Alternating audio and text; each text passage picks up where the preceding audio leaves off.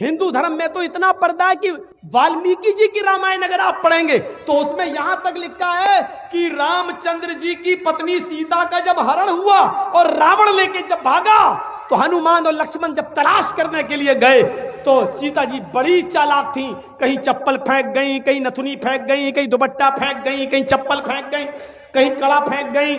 हनुमान एक एक चीज, ये चप्पल किसकी है? लक्ष्मण कहते मेरी भाभी की है, सीता की। चलो इसी रास्ते से ले गया। और आगे के दुपट्टा मिला, ये दुपट्टा किसका है? कहा ये दुपट्टा भी मेरी भाभी का है, सीता का। चलो और आगे चलो, इसी रास्ते से लेकर गया। और आगे बढ़े, एक एक चीज हनुमान जी देते गए और लक्ष्मण पहचानते गए।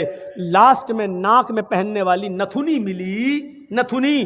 तो हनुमान ने कहा ये नथुनी किसकी है? जल्दी से लक्ष्मण ने कहा अरे यार हनुमान जी ये नथुनी नहीं मालूम है, ये शायद मेरी भाभी की होगी। हनुमान ने कहा सारी चीजें पहचान गए, नथुनी कह रहे होगी। तो हनुमान जी के इस प्रश्न पर क्या जवाब दिया लक्ष्मण ने? हनुमान जी ये नथुनी अगर मेरी भाभी की थी भी तो मेरी भाभी नाक में पहनती थी, इसलिए मैं नहीं पहचान पा रहा हूं, क्योंकि मैंने आज तक अपनी भाभी का चेहरा नहीं देखा। कहा क्यों? कह रहे वो मेरी भाई की पत्नी है सीता, मेरे भाई की राम की पत्नी है। मैं कौन होता हूं उसको देखने वाला, उस पर नजर डालने वाला, उसके चेहरे को देखने वाला? गौर करो, रामचंद्र जी के भाई लक्ष्मण ने अपनी सगी भाभी सीता जी का चेहरा नहीं देखा, देवर ने भाभी का चेहरा नहीं देखा। ये हिंदू धर्म की मनुष्य आज वाल्मीकि रामायण आज तक कह रही है, आज तक ये सबसे पुरानी रामायण है वाल्मीकि की, जो 2000 साल पहले लिखी गई है। आज तक उसके अंदर ये लिखा है कि राम के छोटे भाई लक्ष्मण ने सीता का चेहरा नहीं देखा। आज भी बहुत सी सभ्य समाज की स्त्रियां जब ट्रेनों में हिंदू की सफर करती हैं तो आप देखिए साड़ी पहनकर ऐसे लंबा घूंघट ऐसे मार लेती हैं, चेहरा नहीं खोलती हैं वो ट्रेनों में और बसों में। आज भी सभ्य समाज की उसी वाल्मीकि रामायण पर अमल करते हुए वो किसी को अपना चेहरा दिखाना गवारा नहीं करती। अल्लाह की मार ऐसी पड़ी, कल तक जो पर्दे का चेहरा छिपाने का मजाक उड़ाते थे, आज अल्लाह ने सबके चेहरे छिपा दिए। छिपाओ, डालो मास्क अपने मुंह पर। बहुत बंदरियां बनी फिरती थी अमेरिकन, चुड़ैल जैसे मुंह लिए भेजे। ये खूबसूरत होती थोड़ी है आपको जैसा लगता है। अगर बारिश हो जाए ना सड़क पर बाजारों में तो इनका सारा क्रीम और पाउडर धुल जाएगा, इनकी औलाद इनको नहीं पहचान पाएगी कि मेरी अम्मा कहां गई। आप जिनके पीछा कर रहे हैं ये तो लिपस्टिक और क्रीम और पाउडर से लगती है 60 साल। आपको यकीन बता, मेरे इलाके का वाकया बता रहा हूं मैं आपको। 60 साल की बुढ़िया ने पहन लिया बुर्का, और खूबसूरत बुर्का, डिस्को बुर्का, फूल उल चढ़े हुए। अब 60 साल की बुढ़ी बेचारी चल रही है, बुर्का देखकर एक नौजवान उसका पीछा करने लगा। इतना खूबसूरत बुर्का था वो, नौजवान उसका पीछा करने लगा, चलने लगा। इसने पीछे मुड़ के देखा कोई लड़का मेरा पीछा कर रहा है, और लड़का ये समझा कि धीरे धीरे चल रही है, शायद मेरी वजह से लाइन दे रही है। वो अपने बुढ़ापे की वजह से धीरे धीरे चल रही थी, कमजोरी की वजह से। लड़का समझा लाइन दे रही है। थोड़ी देर के बाद जब ये आगे पहुंचा, लड़का और औरत, वो बुढ़िया समझ गई कि ये कमीना मुझे मेरे पीछा कर रहा है, तो उसने नकाब खोल दिया।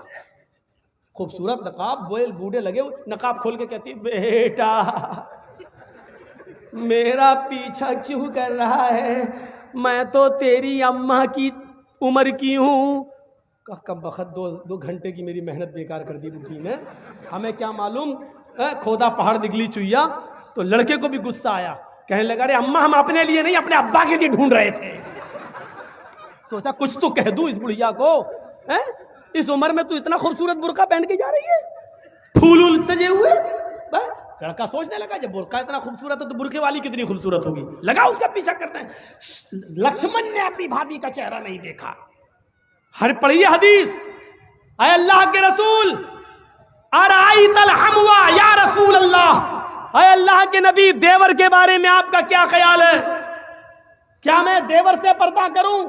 एक ही घर में होते हैं, देवर और जेठ का आना जाना रहता है, हमारे अपने रिश्तेदारों का आना जाना रहता है।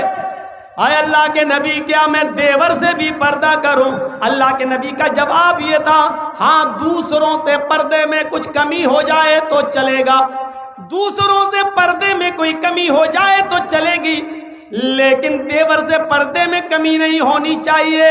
अलहमुल मौत, देवर तो भाभी के लिए मौत है, देवर तो भाभी के लिए मौत है। जिस देवर से सबसे ज्यादा पर्दा है, आज हमारी औरतें, हमारी माँ बहनें देवर से ही सबसे ज्यादा खुली होती हैं। जो मजाक शौहर से भी नहीं करती वो देवर से कर लेती हैं। और एक हम हैं, भाभी को घर पहुंचा दो, अपने छोटे भाई को कह रहे हैं भाभी को घर पहुंचा दो। और ऐसे ही ससुराल में हमारा हाल है। ससुर कह रहा है बेटा अपनी साली को जरा स्कूल छोड़े आओ। मामले दोनों तरफ से गड़बड़ हैं। हमने अपने भाई पर इतना भरोसा कर लिया। सऊदी अरब का वाकया सुने हो ना, जद्दा वाला। एक औरत बेचारी दर्द से कराह रही थी, दर्द से, और जद्दा के टैक्सी ड्राइवर बेचारा, उसको कोई कस्टमर नहीं मिला तो वो रुमाल मुंह पे डाल के लेटा हुआ था। जल्दी से औरत आई उसके पास, देखिए मुझे दर्द जे हो रहा है, बच्चे की पैदाइश की तकलीफ, जरा कोई करीब के हॉस्पिटल में लेके चलो, मुझे जल्दी से इलाज के लिए जाना है। ड्राइवर ने देखा, टैक्सी ड्राइवर ने, उसने कहा भाई औरत परेशान है, पेट बड़ा। उसने जल्दी से टैक्सी खोली, आओ बहन बैठो, उसने जल्दी से बिठाया और चल दिया। जद्दा के हॉस्पिटल में लेके पहुंचा और उसमें एंट्री होती है, तुम लेके आए हो? हाँ, लिख दिया। अब ये बैठा है कि जल्दी से वो चेकअप करा के आए, तब हमें पैसा दे, जितना हुआ मेरे रियाल। उधर पता चला साहब उसको एडमिट कर लिया गया है, अभी वो 2-3 दिन रहेगी, आप उसके साथ आए हैं? इसने कहा जी। कहा ठीक है, उसको एडमिट कर लिया गया है। और उसने सोचा कि चलो अब हम चलें, 1-2 दिन के बाद आऊँगा, देख लूँगा अगर बच्चा अच्छा पैदा, अभी इतनी जल्दी छुट्टी थोड़ी हो जाएगी, डिलीवरी का मामला है, जब गुजरूंगा तब ले लूँगा पैसा। ऐसा वो चला गया। ये घर में जैसे ही लेटा, इशा के बाद सोया, फजर की नमाज जमात के साथ पढ़ने जाता था और फजर के बाद टैक्सी चलाता था। फजर की नमाज पढ़ के जैसे ही घर आया, इसकी बीवी ब्रेड और आमलेट बना के लाई। टेलीफोन की घंटी बजने लगी इसके घर पर, क्योंकि जब रजिस्टर पे जब इसने औरत को छोड़ा तो अपने घर का मोबाइल फोन और नंबर सब लिख दिया था। फोन फला बोल रहे हो? जी। भोपाल के रहने वाले थे ये लोग, टैक्सी चलाते थे 20 साल से सऊदी अरब में, जद्दा में। अच्छा तुम या अपने घर पे आराम कर रहे हो? का क्या हुआ? अरे कल तुम अपनी बीवी को हॉस्पिटल में छोड़ के गए हो ना, बच्चा हुआ है लड़का, आओ और अपनी बीवी को लेके जाओ यहां से। कहता है डॉक्टर दिमाग तुम्हारा ठीक है? बीवी? अच्छा हुआ ये फोन मैंने उठाया, कहीं मेरी बीवी ने उठाया हुआ होता तो कयामत आज ही आ गई होती।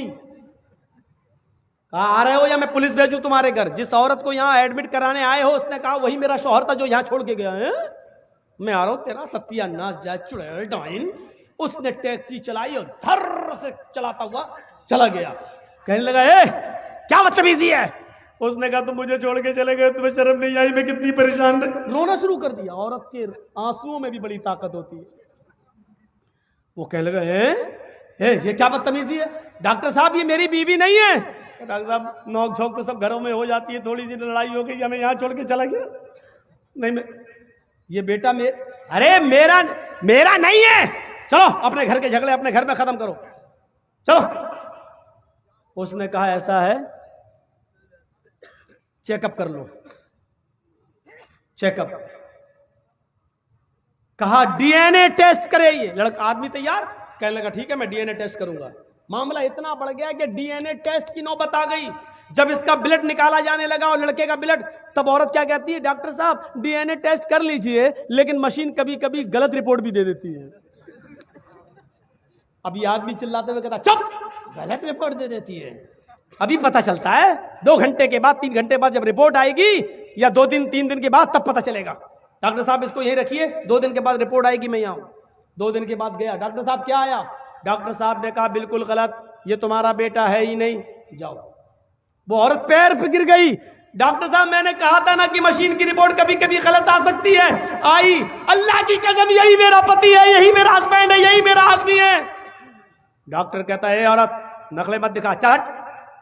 ये तो कभी, ये तो इसका बेटा है ही नहीं, साफ साफ रिपोर्ट में आ गया ये बेटा किसी और का है, इसका नहीं है। वो कहने खूब रोई। डॉक्टर कहता मेरी बहन मैं तुम्हें कैसे बताऊं, इस आदमी की रिपोर्ट इतनी डेंजर है, इस आदमी की रिपोर्ट में तो ये आया है कि ये जिंदगी में कभी बाप बन ही नहीं सकता। तुम कह रही हो कि इसका बेटा ये तो बाप बनने के लायक नहीं है। अब इस आदमी का दिमाग खराब। क्या क्या कह रहे हो डॉक्टर? कहा तुम बाप नहीं बन सकते हो भाई, सॉरी।